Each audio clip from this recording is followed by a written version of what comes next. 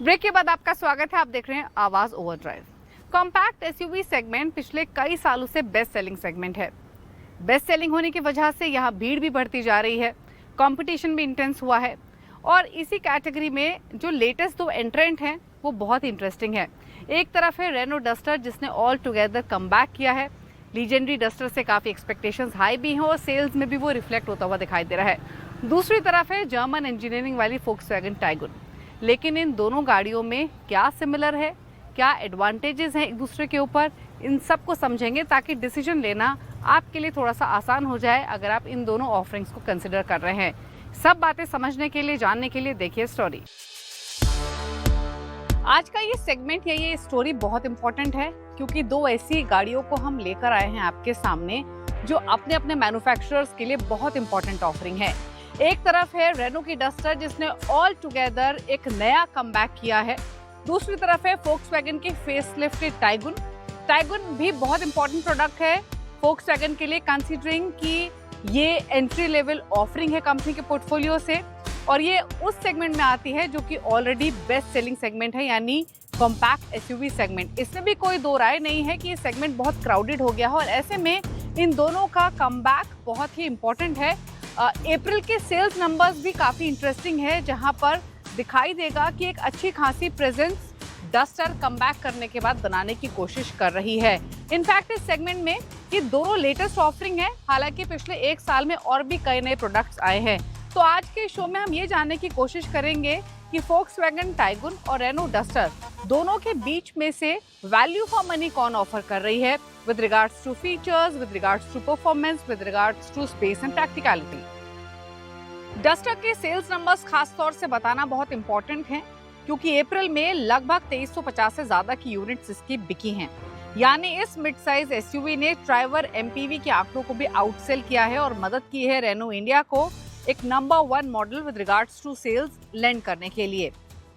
यानी शुरुआत के 2 महीने में ही सेल्स वॉल्यूम से डस्टर ने इंडिकेट किया है कि वो रेनो इंडिया को एक कमबैक करने में वॉल्यूम गेम के मामले में डेफिनेटली एक एज लैंड करेगी। शुरुआत करते हैं डिमेंशंस के साथ।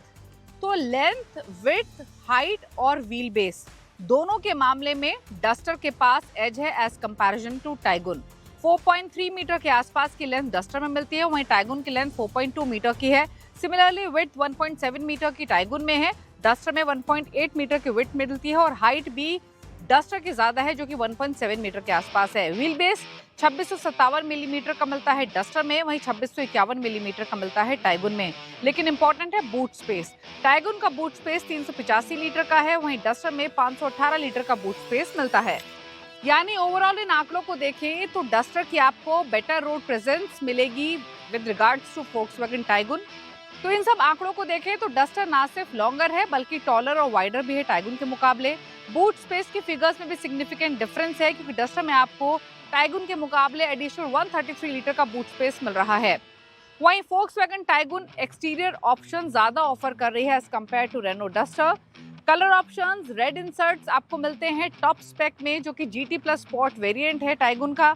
एक स्पॉटी फील डेफिनेटली आपको लेंड करता है, ये ऑप्शन आपको डस्टर में नहीं मिल रहा है। हाउएवर रेनो एक यूनिक थीम लेकर आया है डस्टर आइकॉनिक लॉन्च एडिशन के साथ जिसमें आपको bright yellow inserts, black alloys जैसे एलिमेंट मिलते हैं। दोनों ही गाड़ी में मल्टीपल डुअल टोन शेड्स भी मिलते हैं। टाइगुन में हालांकि मैटे फिनिश दिया गया है जो कि इसको एक यूनिक लुक लेंड करता है as compare to the usual shades. Look और डिजाइन की बात करें तो हालांकि बहुत ही पर्सनल चॉइस होती है बट स्टिल अगर कंपेयर करना हो तो डस्टर आपको थोड़ा सा वो रग्ड मैस्कुलिन लुक ऑफर करती है, एक बोल्ड रोड प्रेजेंस है। वहीं at the same time Tiguan काफ़ी सोफिस्टिकेटेड लगती है, काफ़ी अर्बन, एक मॉडर्न डिज़ाइन लैंग्वेज इसमें आपको दिखाई देगी। बेसिकली सिटी यूजर्स को डेफिनेटली इसके डिज़ाइन पसंद आएंगे। एक्सटीरियर डिजाइन एलिमेंट के मामले में टाइगुन में आपको LED कनेक्टेड DRLs मिलते हैं, ऑल वेदर हेडलैम्प्स मिल रहे हैं, इंटीग्रेटेड फॉग लैम्प्स भी हैं, इल्यूमिनेटेड लोगो भी मिलता है। साथ ही जो अलॉय व्हील्स है उनका डिजाइन भी नया है। Refresh connected tail lamps with sequential turn indicators भी मिल रहे हैं। टाइगुन के अपलिफ्टेड वर्जन में फ्रंट ग्रिल को भी रिवाइज किया गया है जो कि इसको स्लीकर लुक लैंड करती है, complemented by updated bumpers with large air dams जो कि इसको शार्पर और मोर कंटेम्पररी अपील दिखाती है। वहीं रेनो डस्टर की बात करें तो इसमें बोल्ड न्यू ग्रिल है, प्रोमिनेंट डस्टर की बैजिंग दिखाई देगी, चंकी बम्पर्स हैं और सिल्वर क्लैडिंग के साथ ही आते हैं। जो इसके व्हील आर्क्स है वो भी काफी प्रोनाउंस्ड हैं, जो कि इसको एक टफ कैरेक्टर लेंड करते हैं। इस एसयूवी में आपको लार्ज अलॉय व्हील्स मिलते हैं, कनेक्टेड टेल लैंप्स मिल रहे हैं और हाई सेट रेयर प्रोफाइल भी मिलता है, जो कि फर्दर इसकी ऑफ रोड रेडी या फिर रोबस्ट डिजाइन को एम्फसाइज करता है। यानी डिजाइन और साइज के पर्सपेक्टिव में रेनो डस्टर के पास क्लियरली एक रग्ड, एक मैस्कुलिन, एक एसयूवी फील के हिसाब से एक एडवांटेज है। इसमें लार्जर, मोर इंपोजिंग रोड प्रेजेंस मिलती है कंपेयर टू टाइगुन। हालांकि फोक्सवैगन ने सिग्निफिकेंट स्टाइलिंग अपडेट्स की हैं फ्रंट और रेयर में, जिसकी वजह से टाइगुन ने काफी कमेंडेबल ऑफरिंग दिखाई देती है, क्योंकि यहाँ पर प्रैक्टिकलिटी पर ज्यादा फोकस किया गया है एज कम्पेयर टू साइज। बात करते हैं हम इंजन चॉइसेस की, तो दोनों ही गाड़ियों में आपको डीजल चॉइस नहीं मिलती है, सिर्फ पेट्रोल ऑफरिंग मिल रही है। टाइगुन में 1 लीटर टर्बो इंजन है और दूसरा है 1.5 लीटर टर्बो इंजन। वहीं डस्टर में 1 लीटर इंजन और 1.3 लीटर टर्बो इंजन मिलता है। इंटरेस्टिंग ये है कि जो हायर कैपेसिटी वाला इंजन है वो बड़ा साइज मिलता है आपको टाइगुन में, क्योंकि ये 1500 सीसी का है, ये है 1300 सीसी का, लेकिन 1300 CC engine 1500 CC Tiguan engine के मुकाबले ज्यादा पावर लेंड करती है। ऑटोमेटिक चॉइसेस की बात करें तो 1 लीटर टाइगुन इंजन के साथ आपको 6 स्पीड मैनुअल और 8 स्पीड ऑटोमेटिक गियरबॉक्स मिलता है। ये 8 स्पीड ऑटोमेटिक गियरबॉक्स नया एडिशन है फेसलिफ्टेड वर्जन के साथ। वहीं 1.5 लीटर में 7 स्पीड डीसीटी गियरबॉक्स मिलता है। अगर डस्टर की बात करें तो 1 लीटर टर्बो इंजन में आपको 6 स्पीड मैनुअल और गियरबॉक्स मिल रहा है। वहीं अगर 1.3 लीटर डस्टर की बात करें तो इसमें आपको 6 स्पीड ऑटोमेटिक या फिर 6 स्पीड डीसीटी का चॉइस मिलता है। यानी 1 लीटर इंजन की अगर आप तुलना करेंगे तो टाइगुन में आपको 8 स्पीड ऑटोमेटिक गियरबॉक्स का चॉइस है, वो चॉइस आपको डस्टर में नहीं मिलती है। टाइगुन 1 लीटर टर्बो पेट्रोल में 115 पीएस की पावर और 178 एनएम का टॉर्क मिलता है। वहीं डस्टर के 1 लीटर टर्बो पेट्रोल में 100 पीएस की पावर और 166 एनएम का टॉर्क मिलता है। लेकिन टाइगुन के 1.5 लीटर टर्बो पेट्रोल में 150 पीएस की पावर मिलती है, 250 एनएम का टॉर्क, और 1.3 लीटर टर्बो पेट्रोल डस्टर में आपको 163 पीएस की पावर और 280 एनएम का टॉर्क मिलता है। दोनों ही एसयूवीज टर्बो पेट्रोल इंजन के साथ आती हैं, लेकिन इंटरेस्टिंग ये है कि रेनो डस्टर में आपको स्ट्रॉन्ग हाइब्रिड पावर ट्रेन भी मिलेगा, जो कि दिवाली के आसपास लॉन्च होने के एक्सपेक्टेशंस हैं। इसमें बड़ा इंजन कैपेसिटी भी रहेगी, 1.8 लीटर के साथ ही 1.4 किलोवाट की बैटरी भी एक्सपेक्टेड है। ओवरऑल देखें तो रेनो डस्टर का 1.3 litre turbo petrol engine higher power और टॉर्क फिगर्स प्रोड्यूस करता है, यानी स्ट्रॉन्गर परफॉर्मेंस बेटर सूटेड है उन लोगों के लिए जिनको आउटराइट परफॉर्मेंस चाहिए। हालांकि टाइगुन 1.5 लीटर TSI एक प्रूवन और वेल एस्टेब्लिश्ड इंजन है, अपनी strong real world performance refinement के लिए जाना जाता है, और जो इसका 7 स्पीड DSG ट्रांसमिशन है वो फर्दर ड्राइविंग एक्सपीरियंस को एनहांस करता है, क्विकर और रेस्पॉन्सिव शिफ्ट्स ऑफर करता है as compare to Duster 6 speed DCT। अब बात करते हैं कुछ फीचर्स की। पहले बताते हैं वो फीचर्स जो इन दोनों गाड़ियों में कॉमन हैं। दोनों ही गाड़ियों में आपको LED हेडलैम्प्स मिलते हैं, ऑटो हेडलैम्प्स मिलते हैं, LED DRLs, LED front fog lamps, roof rails, connected tail lamps मिलते हैं, और जो अलॉय व्हील का साइज है हालांकि वो डिफरेंट है। टाइगुन में 17 इंच के व्हील्स मिलते हैं, वहीं डस्टर में 18 इंच के अलॉय व्हील्स मिल रहे हैं। दोनों ही गाड़ियों में जो फ्रंट सीट्स है वो पावर्ड हैं, 6 तरीके से इनको एडजस्ट किया जा सकता है। दोनों ही गाड़ियों में हाइट एडजस्टेबल ड्राइवर सीट मिलती हैं और वेंटिलेटेड फ्रंट सीट्स भी आपको दोनों में मिल रही हैं। इंफोटेनमेंट स्क्रीन की बात की जाए तो टाइगुन में 10.1 इंच का टच स्क्रीन है विद गूगल असिस्ट, वहीं डस्टर में 10.1 इंच का टच स्क्रीन मिलता है विद गूगल OS। दोनों ही गाड़ियों में wireless Apple CarPlay, Android auto मिलता है। इंस्ट्रूमेंट क्लस्टर का साइज भी सेम है।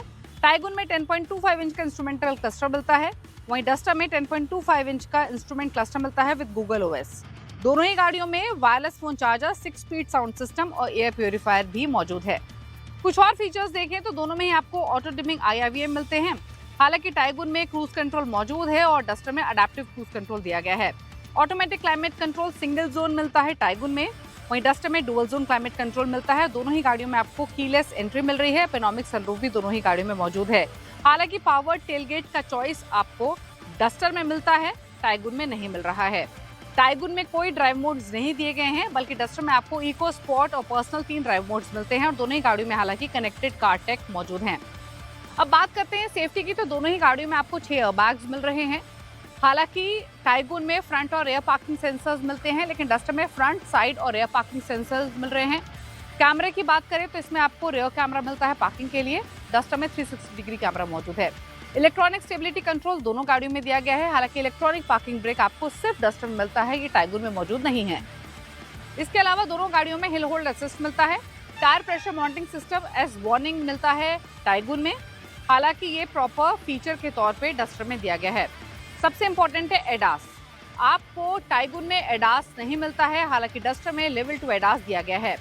ओवरऑल कहें तो जो फोक्सवैगन टाइगुन है वो कई फीचर्स में पीछे है एज कम्पेयर टू डस्टर। हालांकि ये फीचर्स ऐसे भी नहीं हैं जिनसे कोई बहुत बड़ा इम्पैक्ट आता है। जो मिसिंग फीचर्स हैं टाइगुन में, उसमें 360 degree camera, power tailgate, dual zone climate control मौजूद हैं। ऑल्दो दोनों ही एसयूवीज में आपको रेयर सनशेड्स नहीं मिलते, ब्रांडेड ऑडियो सिस्टम नहीं मिल रहा, हेड्स अप डिस्प्ले नहीं है, जो कि इस सेगमेंट की बाकी कुछ गाड़ियों में मौजूद है।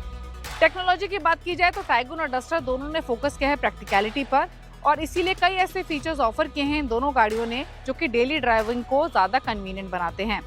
डस्टर के पास स्लाइट एज इसलिए है क्योंकि इसके पास 360 डिग्री कैमरा है, मोर ड्राइवर फोकस केबिन लेआउट है। यानी इन कंपैरिजन टाइगुन में आप कुछ फीचर्स मिस करेंगे, जैसे कि सराउंड व्यू कैमरा, जो कि इस सेगमेंट के बाकी कुछ और गाड़ियों में भी मौजूद है। अब बात करते हैं प्राइसेस की, तो टाइगुन की कीमत शुरू होती है 11 लाख से, ऊपर जाती है 19,30,000 तक। वहीं डस्टर की कीमत शुरू हो रही है 10,49,000 से और ऊपर जाती है 18,70,000 तक। यानी टाइगुन डस्टर के मुकाबले बेस वेरिएंट 50,000 रुपये महंगा है और जो टॉप स्पेक वेरिएंट है वो भी लगभग 60,000 रुपये महंगा है एज कम्पेयर टू डस्टर। बात करते हैं फाइनल वर्डिक्ट की, तो choosing between these two SUVs ultimately comes down to individual preferences. दोनों ही गाड़ियों में आपको इंप्रेसिव ड्राइविंग डायनामिक्स मिलते हैं, वेल ट्यून्ड सस्पेंशन सेटअप है, इंश्योरिंग कि आपको comfortable yet engaging experience Indian roads पर मिले। यानी अगर आप एक larger more rugged SUV with commanding road presence and strong value देख रहे हैं, then Duster is the car to choose. लेकिन अगर आपकी प्रायोरिटी है refined performance, sharp handling and taste of German engineering, that too at relatively accessible price, तो Taigun facelift emerges as the best choice. क्या आपको पता है कि आपकी गाड़ी का अगर अलाइनमेंट ठीक नहीं है तो इसका असर आपकी गाड़ी की परफॉर्मेंस, उसके माइलेज पर पड़ सकता है। इतना ही नहीं, आपके टायर्स की लाइफ भी इससे इम्पैक्टेड हो सकती है। तो व्हील अलाइनमेंट करवाना क्यों ज़रूरी है, कितने समय में चेक करना चाहिए, कब कब करवाना चाहिए, ये सब बातें जानने के लिए देखिए हमारा खास segment tip of the week. Wheel alignment और व्हील बैलेंस सही नहीं होने पर गाड़ी के टायर एक साइड ज्यादा घिस जाते हैं, इसलिए जरूरी हो जाता है कि समय समय पर व्हील अलाइनमेंट और व्हील बैलेंस जरूर करवा लें। कार के चारों पहियों की सही अलाइनमेंट नहीं हो तो गाड़ी की सस्पेंशन और स्टीयरिंग पर इसका असर पड़ता है।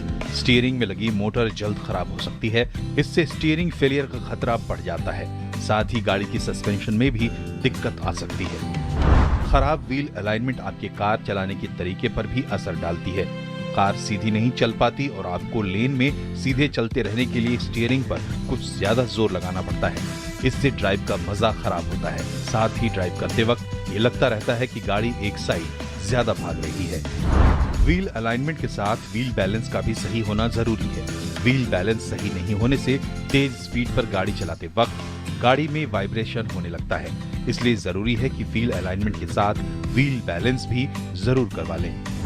स्पेशलिस्ट और ऑथराइज्ड डीलर से ही व्हील अलाइनमेंट और व्हील बैलेंस करवाएं। सही इंस्ट्रूमेंट और सही टेक्नीशियन नहीं होने पर व्हील का अलाइनमेंट ठीक से नहीं हो पाता है। इससे ड्राइविंग करते समय खराब ब्रेकिंग और लगातार थरथराहट की समस्याएं आ सकती हैं।